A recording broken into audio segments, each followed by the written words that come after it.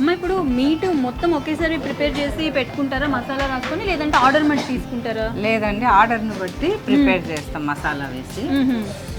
ఇదేనా మీరు ప్రిపేర్ చేసి ఈ మసాలా ఓకే 1 kgకి నార్మల్గా 1 kgకి వాళ్ళకు క్వాంటిటీ చెప్తామండి, వాళ్ళు దాన్ని బట్టి కలిపేస్తారు.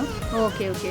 అయితే అమ్మ మ్యాక్సిమం మనకి ఎట్లా ఉంటుందంటే చిన్న బౌల్స్లో, పెద్ద పెద్ద బౌల్స్లో ఇలాగ క్వాంటిటీ తీసుకుంటే కలుపుతూ ఉంటారు. మీరు ఇక్కడ బండ మీద కలుపుతున్నారు కదా, ఏమన్నా స్పెషల్ ఉండిందా?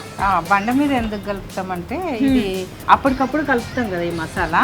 ఈ బండకేసి రాయటం వల్ల ఆ చికెన్లోకి వాటిలోకి మసాలా బాగా పోతుంది అనమాట. Okay okay. అందుకని బండ మీద వేస్తాం. అంటే నేను ఎక్కడ చూడలేదు యాక్చువల్గా. పెద్ద పెద్ద పాత్రలు ఉంటాయి కదా, పాత్రలోనే కలిపేసేసి పెడుతూ ఉంటారు. ఈ బండ మీద కలపడం ఈ కాన్సెప్ట్ అర్థం కాలేదు. అదే మసాలా దాంట్లో పట్టడానికి అనమాట. ఎండుమిర్చి ఉంటాయి కదా, అవి కూడా మేమే స్వయంగా ఆరేసి పట్టిస్తామండి, బయట ఏమి వాడం. కారం కూడా బయట కారం కొనకుండా మీరే పట్టించి వాడతారు. అమ్మ ఇది నాటుకోడి కదమ్మా? అవునండి, నాటుకోడి మిక్స్ చేస్తున్నాం. ఇక్కడ స్పెషల్ అన్నారు కదా నాటుకోడి కూడా?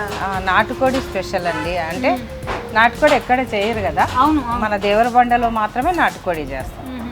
ఎందుకంటే నాటుకోళ్ళు ఎక్కువ బోన్ ఉంటుంది, ఫ్లెష్ తక్కువ ఉంటుంది అన్న ఇది ఉంటుంది కదా, మరి ఎందుకు నాటుకోడిని తీసుకున్నారు మీరు? ఉంటుంది కానీ ఒకసారి ట్రై చేద్దాము అని చెప్పేసి మేమే నాటుకోడి ట్రై చేసాము. ఓకే, ట్రై చేస్తే మన కస్టమర్స్ అందరికి నచ్చింది. ఓకే, టేస్ట్ డిఫరెంట్ టేస్ట్ నచ్చింది. ఓకే, బాగా తీసుకుంటారు నాటుకోడి కూడా. ఎంతసేపు చేస్తారు ఇట్లా మిక్స్ చేయడము ఇదంతా? ఒక 5 minutes చాలు, అంతే సరిపోతుంది.